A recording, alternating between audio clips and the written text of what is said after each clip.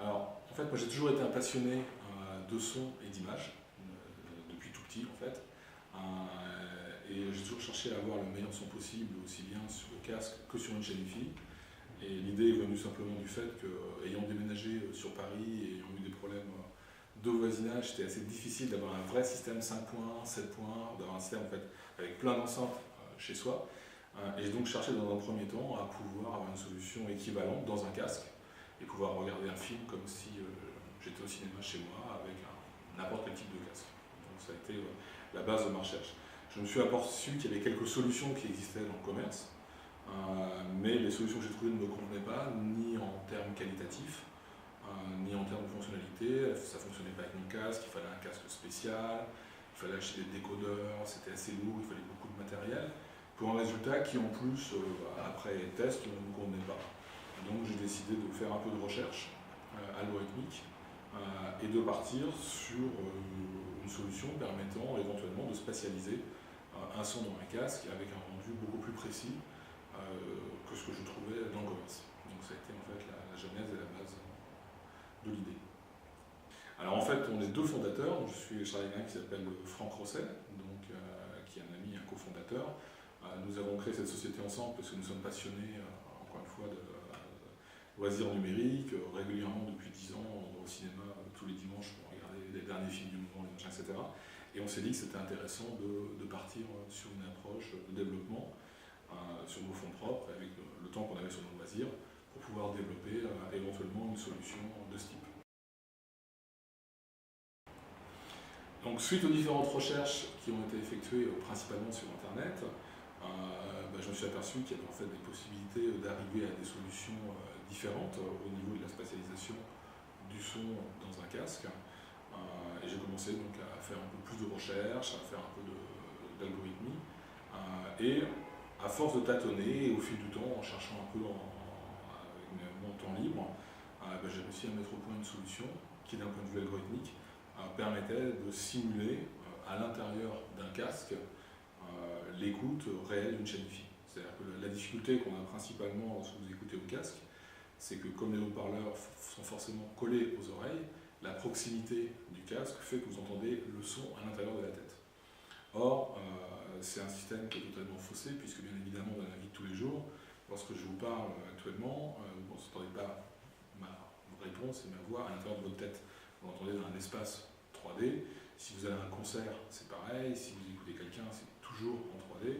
Sur une chaîne hi-fi, c'est en 3D. Le seul périphérique où tout est faussé, c'est en fait le casque qui me met le son à l'intérieur de la tête, alors que bien évidemment, ce n'est jamais le cas dans la vie de tous les jours.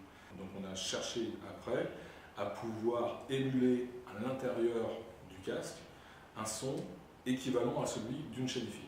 Donc on a essayé de comprendre comment fonctionnait la coloration d'une chaîne hi-fi, comment on différenciait une marque par rapport à une autre, quels étaient en fait les critères qualitatifs au niveau de l'oreille, ce qu'on appelle un son bon Wi-Fi d'un son, on va dire, moyen.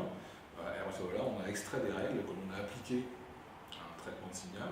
Et grâce à ce traitement de signal, on a réussi à recréer une empreinte équivalente à ce que l'on peut avoir sur les systèmes hi-fi à 10 000.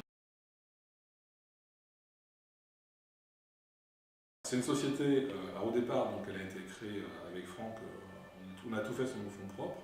Aujourd'hui, c'est une société qui est située à Londres, donc le siège a été mis là-bas, puisqu'en fait à Londres, c'est quand même là où tout se passe un petit peu l'univers de la musique, on va dire, en Europe. Il y a beaucoup de chanteurs anglais, mais aussi de chanteurs américains, facilité de la langue. Et aujourd'hui, donc à Londres, on a à peu près 7-8 collaborateurs. Au niveau des projets, le premier projet que l'on a lancé a été une app. Donc on a lancé une première application sur l'Apple Store. Et cette application nous permettait d'obtenir un son hi-fi, on va dire, sur des MP3, et donc offrait à l'utilisateur qui téléchargeait l'application la possibilité d'avoir un meilleur son, on va dire, avec ses morceaux de musique conventionnels. Donc ça ne nécessitait pas de racheter la musique, ça ne nécessitait pas de changer de lecteur, il fallait juste avoir le player audio 3D. Et grâce à ce player, vous étiez capable de lire n'importe quel morceau de musique et d'avoir déjà un son de meilleure qualité, mais surtout un son 3D, c'est-à-dire qui ne donne pas une impression de gadget, mais une impression d'écouter sur une chaîne hi-fi, et donc d'avoir le son à l'extérieur de la tête, directionnelles, vous êtes capable de situer que le son provient d'enceintes virtuelles qui sont en fait imaginées par votre cerveau. Et cette application donc, a été lancée dans un but déjà de voir s'il y avait un intérêt côté consommateur. On a fait un record, on est arrivé à faire à peu près 2 millions de téléchargements sur cet applicatif en 4 jours. Donc on est devenu numéro 1 de l'Apple Store au moment du lancement en France. On a d'abord commencé par être numéro 1 en catégorie musique, on est devenu numéro 1 ce jour-là, toutes catégories confondues. On est pratiquement arrivé numéro 1 dans tous les pays. Aux États-Unis, on est arrivé numéro 3, toutes catégories confondues aussi. On a développé un deuxième applicatif. Cet applicatif, on l'a enlevé du store. C'est-à-dire, pourquoi on l'a enlevé du store? Puisqu'on a eu des milliers de commentaires, on a eu des milliers de reviews, aussi bien en Corée qu'en Chine, qu'en France, aux États-Unis, qu'en Allemagne. Et on arrivait à une moyenne de 4,5 sur 5 au niveau du rate, donc au niveau des étoiles. On avait 4,5 sur 5 en moyenne générale, donc globalement on savait que l'appli plaisait, tout le monde trouvait ça génial. Donc on s'est dit, super, on sait que ça plaît. On l'a retiré, puisque notre objectif n'était pas de donner gratuitement un applicatif à tout le monde. Notre objectif est de faire des contrats avec des sociétés. Notre marché n'est pas le B2C, mais le B2B, business to business. Donc pas business to customer. Alors, la difficulté, on a pas mal cherché. On a pas mal cherché par rapport à l'économie parce qu'il y a énormément de possibilités. C'est-à-dire qu'on touche le domaine de la musique. L'avantage, c'est que la musique et de la vidéo, puisque notre système fonctionne aussi pour des films. C'est-à-dire que si vous mettez nos technologies et que vous regardez un film stéréo, au cas vous avez l'impression vraiment d'être dans un home theater, vous générez un 7.1, 11 points, tout ce que vous voulez, en temps réel et en dynamique. Et pareil sur un dock. Donc le marché est à la fois le marché de la musique, le marché du film, et on avait plusieurs approches sur l'activité possible. On s'est dit, est-ce qu'on doit encoder la technologie dans les sources, dans les matériaux? Est-ce qu'il faut dealer avec les films et créer une piste spéciale audio 3D pour pouvoir le proposer à des consommateurs? C'est une piste qu'on a regardée et qui existe toujours. En fait, on l'a faite en France. En France, on a signé avec TF1, avec M6, avec Canal+, par exemple, entre autres, Universal. Et aujourd'hui, par exemple, si vous achetez un Blu-ray TF1, vous avez de fortes chances de vous retrouver derrière avec une piste audio 3D, puisque je crois qu'on a un film sur 3 TF1. Enfin, dès qu'il y a un film d'action, généralement, il y a une piste audio 3D dessus, qui permet aux consommateurs français de pouvoir regarder leur film au casque, comme s'ils étaient dans un cinéma, sans avoir à acheter aucun matériel, puisque le format est compatible avec n'importe quel lecteur de Blu-ray et n'importe quel casque. Est-ce que l'on vend un applicatif à un consommateur? Est-ce qu'on décide de dire par exemple que pour pouvoir transformer un son moyen en un son de meilleure qualité, on vend un applicatif à 5 € et on décide que pour 5 €, la personne va pouvoir bénéficier de revoir tout son catalogue en 3D, avec un son qualitatif? On n'est pas parti dans cette approche puisque on sait que les consommateurs n'aiment pas trop payer des biens immatériels. Et donc ça nous paraissait un peu complexe à mettre en place. Autant vendre un produit et 10 € de plus, les gens ne regardent pas. Autant dire vous allez acheter une app à 1 €, non, 1 €, il ne faut pas exagérer, c'est trop cher. Donc on s'est dit ok, on va partir dans l'hardware et pas dans le software, parce que dans le software ça va être plus compliqué. Donc on est parti en B2B, et c'est pour ça qu'on a enlevé les applicatifs du store. Le premier contrat qu'on a fait a été fait avec Samsung. Donc Samsung nous a contactés puisque à l'époque ils étaient à la recherche d'une solution sur un autre operating system qu'Android, complémentaire, en fait, qui s'appelle Tizen, qu'ils ont lancé en Inde il y a à peu près un mois. Et sur ce marché-là, ils avaient une volonté d'avoir le meilleur player audio. Ils ont demandé donc de développer ce player aussi bien pour leur dock que pour leur casque. Donc aujourd'hui, on a fait un développement pour Samsung sur Tizen, sur cet operating system-là, et qui est opérationnel et qui fonctionne bien. Mais notre business model, nous, c'est clairement d'aller dans cette direction, c'est-à-dire que ça va aller vendre des solutions à des fabricants, qui peuvent être à la fois des fabricants de smartphones, des fabricants de tablettes. On est en train d'étendre notre gamme de produits pour que la solution technologique fonctionne sur les télés. Donc demain, on pourra tout à fait proposer des solutions à fabricants de télé. On travaille aussi avec des fabricants de voitures, de façon à améliorer l'écoute dans les véhicules. Donc on est quand même assez large. On travaille avec Thales, par exemple, donc, pour des services aussi qui peuvent dépendre de l'armée ou pas, pour des avions de chasse, pour des choses comme ça. on est sur différents types, on est sur différentes pistes de façon à améliorer le rendu de son 3D dans un casque et de permettre, on espère, au maximum d'utilisateurs par la suite d'avoir accès à cette technologie via des grands fabricants. Aujourd'hui, on n'a pas de... À proprement parler, hormis lorsqu'on a lancé l'app, où là, on a eu des personnes qui l'ont testé contre sa chaîne et ça fait un effet boule de neige très très vite, qu'il peut y avoir du viral sur le web. Aujourd'hui, on n'a pas de budget de communication, puisque notre approche, nous, c'est d'aller signer, on a signé un Samsung, c'est demain d'aller voir si on peut signer un LG, si on peut signer un Microsoft, un Apple, un HP, etc.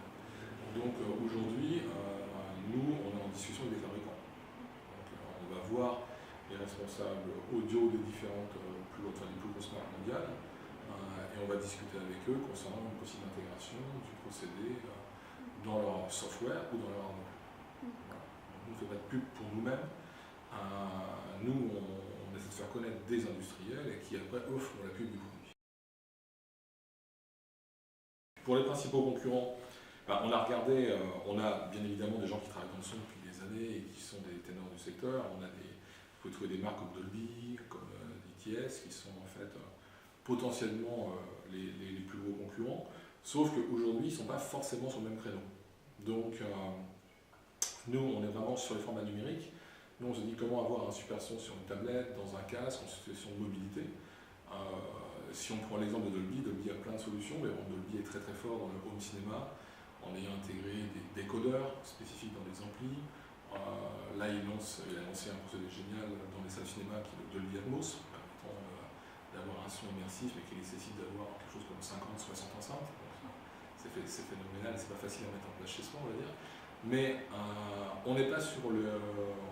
Voilà, il y a des sociétés qui tournent autour de ce type de technologie, mais aujourd'hui on pense que en étant vraiment ultra concentré sur du nomade, sur des DOP par exemple, on est quasiment seul sur ce marché. Voilà. Et on pense avoir acquis une expérience et une avance qui nous différencie de nos petits camarades. Voilà. Sachant qu'on connaît très bien les gens de chez Dolby, on a rencontré les responsables de Dolby au niveau de la recherche, j'ai vu les gens de chez DTS, j'ai vu les gens de chez THX, on les connaît, on sait ce qu'ils font, et eux aussi nous connaissent, donc on n'est pas du tout under the radar, hein, mais on va dire que le marché est suffisamment vaste que aujourd'hui pour que chacun ait sa part, et donc on n'est pas confronté à une sorte de concurrence. C'est une société qui est relativement nouvelle, puisqu'en fait les technologies ont été mises en place il n'y a pas très très longtemps. Je ne peux pas vous donner de chiffres aujourd'hui concrets. Je peux juste vous dire qu'un contrat, lorsque vous signez avec un fabricant de téléphone, si par exemple vous intégrez une licence à l'intérieur du téléphone, si vous signez avec un fabricant de téléphone qui vend 5, 10, 15 millions de téléphones, forcément le montant de la licence est multiplié par le nombre de téléphones. Donc aujourd'hui, le chiffre d'affaires dépend pour nous de la vente, comme on a signé avec les fabricants de téléphone, dont un, je ne peux pas vous dire qui c'est, puisque je suis sur les taux de confidentialité, mais qui est un très gros aussi. En fait, on va être payé tous les mois en royalty par rapport aux ventes de téléphones qui ont été effectuées. Alors nous, on a deux objectifs. Alors d'abord, en termes d'objectifs commerciaux, on espère forcément prendre le plus de parts de marché possible, être présent dans de plus en plus de devices.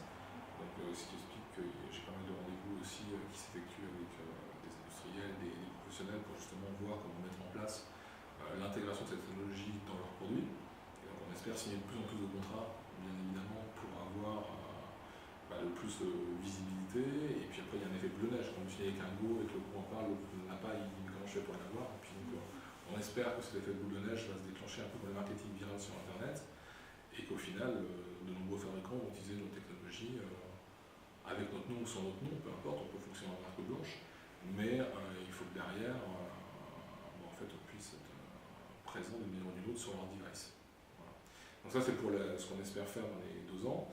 Après, on continue à faire de la recherche au niveau du son, et on pense très vite qu'on sera capable de gérer une notion de proximité très très importante du son à partir des enceintes. C'est-à-dire qu'on a déjà en laboratoire, je vous ai je n'ai pas fait écouter ces morceaux-là, mais on a déjà en laboratoire des tests qui nous permettent, par exemple, lorsque vous êtes devant une paire d'enceintes, donc vous pouvez être à un domaine d'une paire d'enceintes, vous écoutez votre musique, je vais vous donner l'impression qu'à un moment donné, quelqu'un chuchote dans votre oreille, et que vous l'entendez vraiment à 2 cm de l'oreille et pas du tout au niveau de l'enceinte. Donc ça, c'est autre chose, c'est presque, on n'a pas cadré, parce qu'on n'a pas la sensation de déplacement temporel, mais on a quelque part la possibilité d'un déplacement physique qui va permettre de créer une proximité, et on pense que ça peut avoir un sens pour certains. Ça peut être assez gadget et intéressant par exemple pour des films aussi. On espère avoir un développement croissant avec les partenaires qui devraient faire parler de nous dans la presse et qui devraient créer un effet